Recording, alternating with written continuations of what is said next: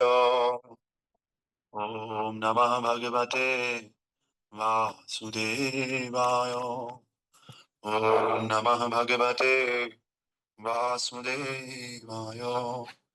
नारायणं नमस्कृत्यं नरं चैव नरोत्तमं देवीं सरस्वतीं व्यासं ततो जयमुदीरये। नष्टप्राहेषु भद्रेषु नित्यं भागवत सेवयां भगवते उत्तमश्लोके भक्तिर्भवति नैष्ठकी। कृष्णाय वासुदेवाय देवकी नंदनाय च नन्दगोपकुमाराय श्रीगोविन्दाय नमो नमः। मूकं करोति वाचालं पङ्गुं लङ्घयते गिरिं यत्कृपां तमहं वन्दे श्रीगुरो दीनतारिणं श्रीपरमानन्दमाधवं श्रीकृष्णचैतन्य ईश्वरं गुरुवे गौरचन्द्राय राधिकाय तदालये कृष्णाय कृष्णभक्ताय तद्भक्ताय नमो नमः। नमः ओं विष्णुपादाय कृष्णपृष्ठाय भूतले श्रीमते भक्तिवेदांत गोस्वामिने इति नामिने। नमस्ते सरस्वते देवे गौरवाणी प्रचारिणे निर्विशेष शून्यवादे पाश्चात्य देशतारिणे। जय श्री कृष्ण चैतन्य प्रभु नित्यानंद श्री अद्वैत गदाधर शिवासादि गौर भक्त वृंदा। हरे कृष्णा कृष्ण कृष्णा हरे हरे हरे राम राम राम हरे हरे। हरे कृष्णा कृष्ण कृष्णा हरे हरे हरे राम राम राम हरे हरे। नमो पंकजनाभाय नमो पंकजमालिने नमो पंकजनेत्राय नमस्ते पंकजाग्रये। ग्रंथराज श्रीमद्भागवत महापुराण की जय। श्री प्रभुपाद गुरु महाराज की जय। अनंत कोटि वैष्णव वृंद की जय। रामाचार्य श्री हरदास ठाकुर की जय। पिताई गौर हरि प्रेमानंदे Hari Hari. All glories to assembled devotees, all glories to assembled devotee. Shri Jagannath Baldev Subhadra Chakra Sudarshan की जय। गौर निताई की जय। पंच तत्व की जय। नरसिंह देव प्रहलाद महाराज की जय। श्री श्री गोपाल जी की जय। समस्त गुरु परंपरा की जय। निताई गौर प्रेमानंदे हरि हरि। हरे कृष्ण। आप सब भक्तों का स्वागत है सुबह की भागवतम कक्षा में। तो हम लोग श्रीमद् भागवत महापुराण का दूसरा स्कंद और इसका अध्याय संख्या 4 और श्लोक संख्या 19 कल आधा रह चुका था। अभी इसको आज पूरा करना है। श्लोक संख्या 19। स एष आत्मात्मवतामधीश्वरास् त्रयीमयो धर्मयस्तपोमय गतव्यलीकैर्जस शङ्करादिभिर्वितक्य लिङ्गो भगवान् प्रसीदताम्। हरे कृष्ण। हरे कृष्ण प्रभु जी, धन्यवाद प्रणाम। स एष आत्मा आत्मवतामा ईश्वर त्रिमयो धर्मयश्च तपोमया गन्तव्यदिकेर च शङ्करादिभिः वितर्क्य लिङ्गो भगवान् प्रसिद्धताम्। हरे कृष्ण। हरे कृष्ण गुरुदेव। सयेष आत्मावतामधीश्वरः त्वयि मयो धर्ममयस्तपोमयं तथा विलापिर्रजशङ्करात्मभे वितर्क्यालिङ्ग भगवान् प्रसीदताम्। हरे कृष्णा प्रभु जी, धन्यवाद प्रणाम। सा एषा आत्मा अवतारधीश्वरा त्रयोमयो धर्मय सत्यपोयं गतव्यलिकेर शंकरादिभिः वितर्क्यलिंगो भगवान प्रसीदताम्। हरि बोल। तो हमने इसका अर्थ कल इस प्रकार से पढ़ा था कि भगवान श्री कृष्ण परमात्मा है तथा समस्त स्वरूप सिद्धों एवं पुरुषों के परमेश्वर हैं। वे साक्षात वेद धर्म ग्रंथ तथा तपस्या हैं। वे ब्रह्मा शिव जी तथा कपट से रहित समस्त व्यक्तियों द्वारा पूजे जाते हैं और आश्चर्य तथा सम्मान से ऐसे पूजित होने वाले पूर्ण पुरुषोत्तम भगवान हम पर प्रसन्न हो। हमें ऐसी प्रार्थना करनी चाहिए भगवान से कि भगवान हम पर प्रसन्न रहें और उसके लिए हमें काम भी करना चाहिए। तो कल हमने देखा था कि बहुत तरह के लोग हैं संसार में और अध्यात्मवादी भी 4 तरह के हैं। कर्मी हैं, कर्मी के बाद ज्ञानी है, ज्ञानी के बाद योगी और योगी के बाद भगवान के भक्त। तो कर्मी ज्ञानी योगी इन सबसे ऊपर भगवान का भक्त होता है और ये निष्काम होता है। ये जो कर्मी है, ज्ञानी है या फिर योगी है, ये कुछ ना कुछ चाहते हैं भगवान से, लेकिन जो भक्त है वो निष्काम होते हैं। तो अभी आगे आप पढ़ोगे इसमें आएगा कृष्ण भक्त निष्काम अतएव शांत भुक्ति मुक्ति सिद्धि कामी सकले अशांत। तो अब तात्पर्य में पढ़ते हैं। आधा तात्पर्य कल पढ़ा था, आधा आज पढ़ेंगे। तात्पर्य भाई अर्चनीय बंदनीय प्रातः स्मरणीय जगत पुरुष शिला प्रभुपाद जी द्वारा। शिला प्रभुपाद की जय। तो प्रभुपाद जी तात्पर्य में बता रहे हैं। प्रभुपाद कह रहे हैं प्रारंभ में अर्जुन, ने अपने आप को इस प्रकार प्रस्तुत किया मानो वह आत्मसंतुष्टि का इच्छुक है, क्योंकि वो कुरुक्षेत्र के युद्ध में लड़ना नहीं चाह रहा था, लेकिन भगवान ने उसे निष्काम बनाने हेतु भगवत गीता का उपदेश दिया, जिससे कर्म योग, ज्ञान योग, हठ योग तथा भक्ति योग की भी व्याख्या मिलती है। क्योंकि अर्जुन निष्कपट था, अतः उसने अपना निर्णय बदला और युद्ध करने हेतु राजी होकर भगवान को तुष्ट किया। करिष्ये वचनम तव, इस तरह वो निष्काम बन गया। तो शुरू में आप सबको पता है अर्जुन केवल अपनी तुष्टि चाह रहा था और इसीलिए वो कुरुक्षेत्र के युद्ध भूमि में लड़ना नहीं चाह रहा था। लेकिन बाद में क्या हुआ, भगवान ने उसे शिक्षा दी गीता की, निष्काम भाव से काम करने की। तो अर्जुन भगवान के भक्त थे, समझ गए और उन्होंने अपना निर्णय बदल दिया। फिर उन्होंने अपनी संतुष्टि के लिए काम नहीं किया।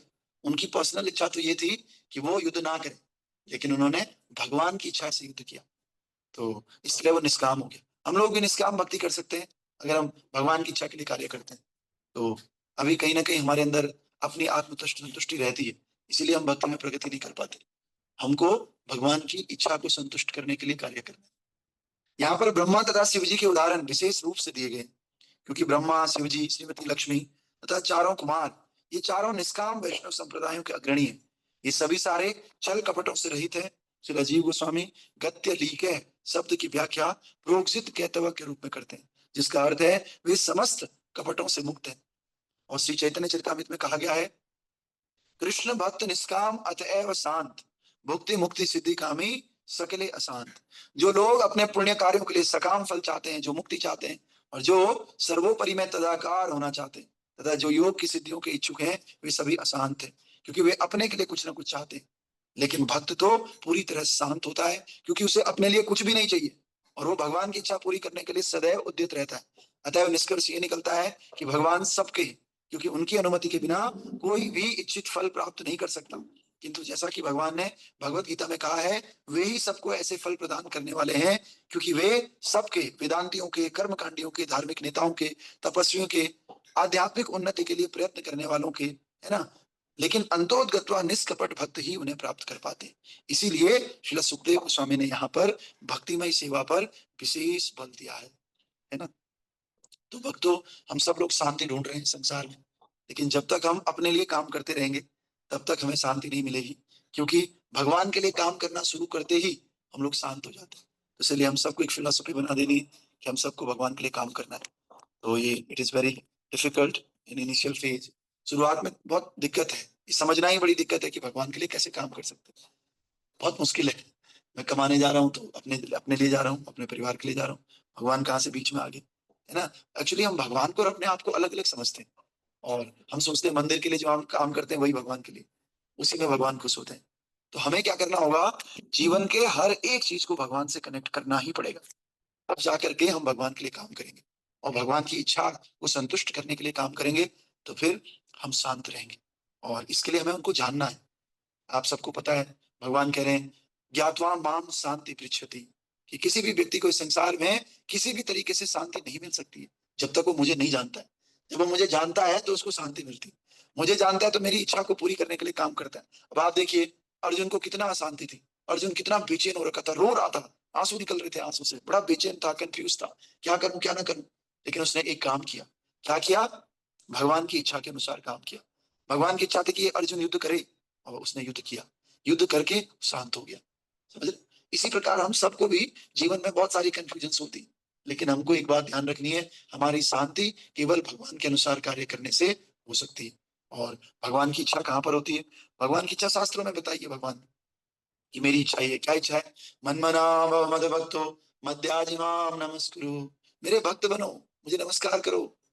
और सर्वधर्मान परित्यज्य माम एक शरणं व्रज, अहम त्वाम सर्व पापेभ्यो मोक्षयिष्यामि मा शुचः।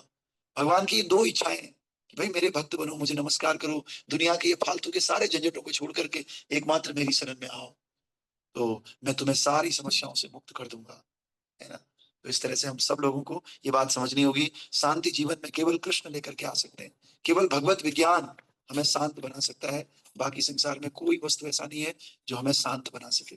खुद भगवान ने गीता में कह दिया कि ज्ञात्वा माम शांति पृच्छति।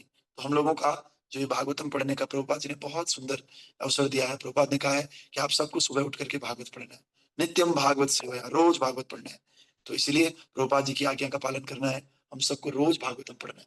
तो इस भागवतम को पढ़ करके हम भगवान की आज्ञा का पालन कर रहे हैं, और भगवान की आज्ञा का पालन करके धीरे धीरे हम अपने जीवन में देखेंगे कि हमारा जीवन सुखमय और शांतिमय हो रहा है ना। तो भक्तों यही एक तरीका है भगवान की भक्ति को प्राप्त करने का, जीवन में शांति को प्राप्त करने का, है ना। तो आइए, कुछ लोग थोड़ा सा लेट हो जाते हैं, श्लोक छूट जाता है ना। तो ये जो भगवान का ये जो वाणी है, श्लोक है, श्लोक बहुत पावरफुल होता है, इसकी पावर हमको धीरे धीरे पता चलती है। तो हमें इस श्लोक को छोड़ना नहीं है, हमें 6:30 के आसपास ज्वाइन करना है, ज्वाइन करके श्लोक जरूर सुनना है। जो लोग लेट लेट में आए उनके लिए मैं एक बार श्लोक और पढ़ रहा हूँ।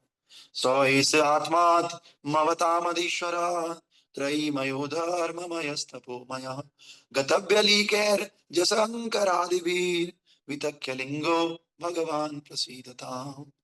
तो इसीलिए क्योंकि ये श्लोक बहुत पावरफुल है, भगवान कह रहे हैं भगवते उत्तम श्लोके भक्तिर्भवति नैष्ठिकी। भागवतम के और भगवान के सुंदर श्लोक को अगर आप पढ़ते हो, सुनते हो, रिसाइट करते हो, तो भक्तिर्भवति नैष्ठिकी, हमारी भक्ति पक्की हो जाती है, हमें हमारे जीवन में पक्की शांति आ जाती है। अभी हम कंफ्यूज हैं, ये है वो है, करें ना करें, सोए रहें, या थोड़ा सा और काम आ जाते हैं, अरे यार चलो आज क्या करना चाहिए, थोड़ा लेट कर लेते हैं, क्या ही हो रहा है ना।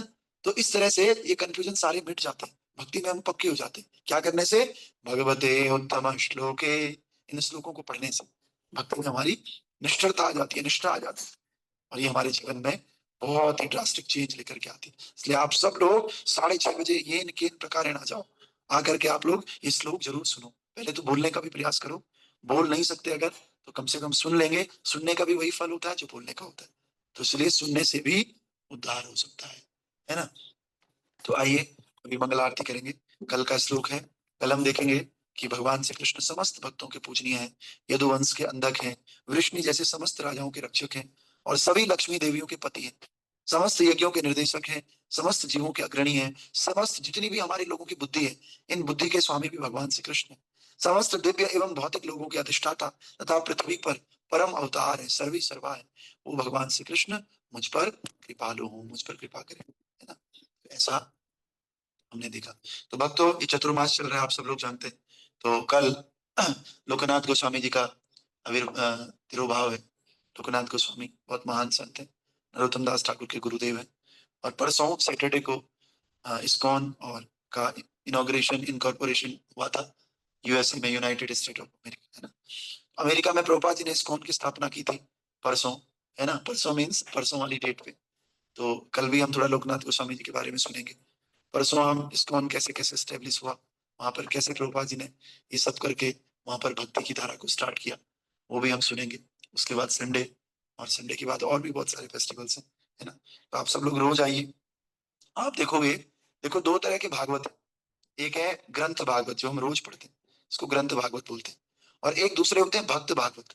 भक्त भागवत का मतलब है जो लोग इस भागवतम को अपने जीवन में उतार रहे हैं, जो इस भागवतम के अनुसार अपना जीवन जी रहे हैं और इस भागवतम की शिक्षाएं लोगों को दे रहे हैं, उसको बोलते हैं भक्त भागवत।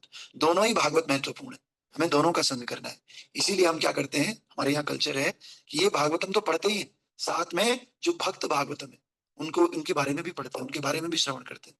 तो कल ऐसे लोकनाथ गोस्वामी का तिरोभाव है, परसों इस्कॉन का इनकॉर्पोरेशन डे है न्यूयॉर्क में, अमेरिका में, और फिर शनिवार संडे को तो संडे प्रोग्राम होता ही है, और 21 को एकादशी है फिर, है ना। 21 को हमारी जो है कामिका एकादशी, तो फेस्टिवल ही फेस्टिवल। फिर अगले पूरे हफ्ते कुछ भी नहीं है। फिर आप 28 को देखोगे श्री बंसी दास बाबा जी महाराज का डिसअपियरेंस है, और रघुनंदन आचार्य का डिसअपियरेंस है। ये सारे भक्त लोग हमारे ये महान आचार्य भारत में पैदा हुए, और भारत में पैदा होकर के इन्होंने बहुत अद्भुत कार्य किए। इनके बारे में हमें पढ़ना चाहिए, सुनना चाहिए। इनके बारे में संग करके, पढ़ के, सुन के हमारी भक्ति में वृद्धि होती है ना। और भक्तों के बारे में सुन के ज्यादा वृद्धि होती, ये भक्त भागवतम ज्यादा महत्वपूर्ण है भक्तों, ठीक है। तो इस प्रकार से आइए मंगला आरती करेंगे, और आप लोग से बस रिक्वेस्ट है कि जो भागवतम की चेन, आप लोग शपथ ले लीजिए कि मैं दुनिया दिन भर तो अपने काम धंधे में बिजी रहते हैं, पर सुबह आधे घंटे के लिए रोज हम लोग इस भागवत यज्ञ में शामिल होंगे, शामिल होकर के अपने जीवन को धन्य बनाएंगे। एक काम तो ऐसे करें कि जय हम बोलते हैं रोज मैं ये करता हूँ, रोज, है ना। ये मैंने आध्यात्मिकता में किया, क्योंकि ये पैसा, नौकरी, बंगला, ये सब कुछ भी जब हमारी मृत्यु हो जाएगी, जब हम ऊपर जाएंगे, तो कुछ भी ये साथ जाने वाला नहीं, केवल एक ही चीज जाएगी, वो क्या है? भगवान की भक्ति, कि आपने क्या किया हर दिन। स्पिरिचुअलिटी में क्या किया, आध्यात्मिकता में क्या किया, वो देखा जाएगा और आपको अंदर पास करवाया जाएगा। वो नहीं होगा तो आपको वहीं से रिटर्न करवा दिया जाएगा। बोला भाई आपके पास तो यहाँ के लिए कुछ है ही नहीं, जाओ अभी आप नीचे जाओ संसार में, फिर से वही काम धंधा करो, फिर से वो 84 लाख योनियों में फंसो, है ना। तो अगर हम जन्म मृत्यु और ये 84 लाख के बंधन से मुक्त होना चाहते हैं तो हमको कम से कम एक छोटा सा स्टार्ट इनिशिएटिव लेना पड़ेगा और इसको बहुत ही डेडिकेशन के साथ, बिल्कुल पंक्चुअलिटी के साथ करना पड़ेगा। हम कहीं नौकरी करते हैं केवल पैसे के लिए, तो सोचो उस नौकरी में हम कितने पंक्चुअल होते हैं। ऐसे ही ये भागवतम सबसे बड़ी नौकरी है, ये तो नौकरी से कई गुना श्रेष्ठ है और भगवान आधे घंटे आपका समय चाहते हैं, तो उसके लिए हमें थोड़ा पंक्चुअल होना पड़ेगा। तो आप सब लोग थोड़ा पंक्चुअल होइए और इस भक्तिमय धारा से जुड़ करके अपने जीवन को सफल बनाइए। ग्रंथराज श्रीमद् भागवत महापुराण की जय।